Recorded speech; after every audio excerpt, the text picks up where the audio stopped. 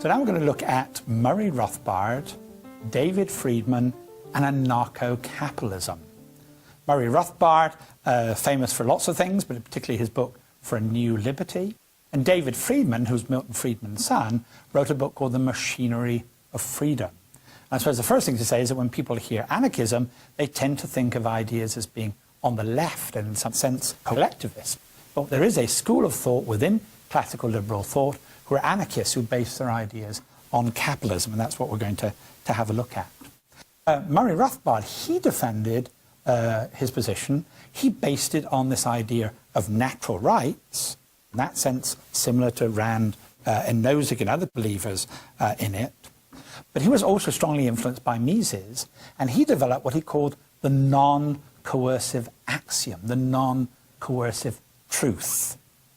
It is always wrong to use force except in self-defense. It's always wrong to use violence except if you're protecting yourself against somebody who's trying to use violence against yourself. He says that's the principle we should use to establish what government should do.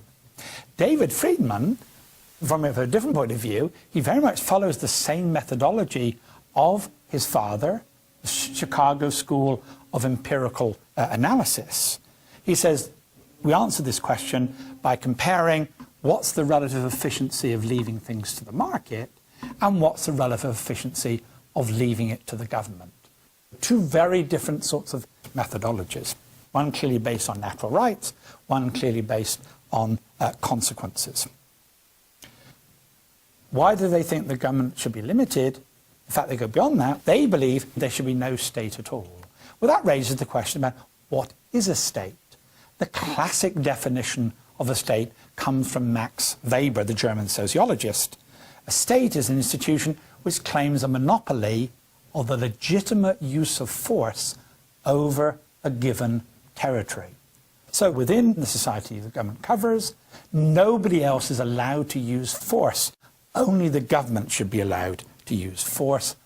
Rothbard criticized this because he said, what does governments do?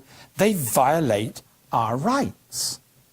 They obtain what they want through coercive means. If we don't do what the government wants, they will throw us in prison. So, for example, he says that taxation is theft. If somebody came along and took 25%, 40% of our income and said, if you don't give it to me, I'm going to put you behind a jail, we would call that person a thief, a criminal.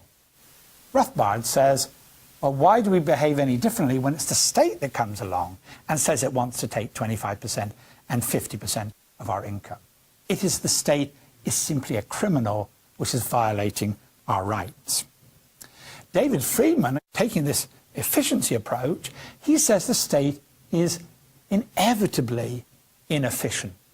All right, we carry out the empirical approach, we measure government efficiency versus market efficiency.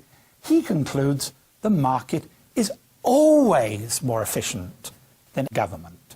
Whereas his father saw Milton Friedman saw there were some circumstances where that wasn't true. He argues empirically it's always true.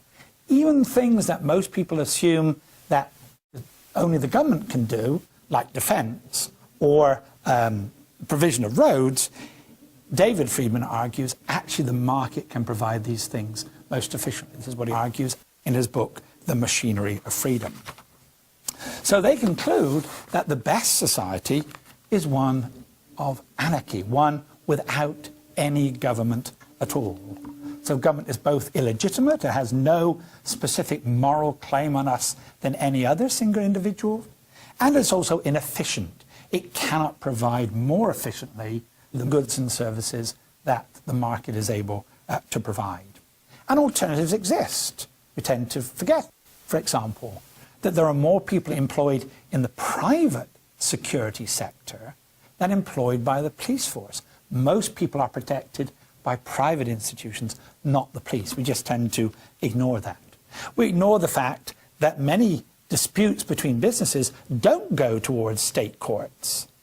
That in fact, many business disputes are settled in private arbitration courts because state courts are so slow, they're so inefficient, they're so unreliable, many businesses would prefer to use private arbitration agencies to do this.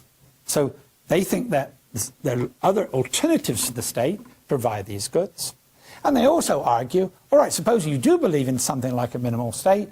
If you create a minimal state, it will never stay minimal. It will be unstable. And it will either have to go in one direction, which is the most likely, it will start as a minimal state and then it will grow and it will grow and it will grow and it will grow, or, which is what they favour, let's go to anarchism of having no state whatsoever.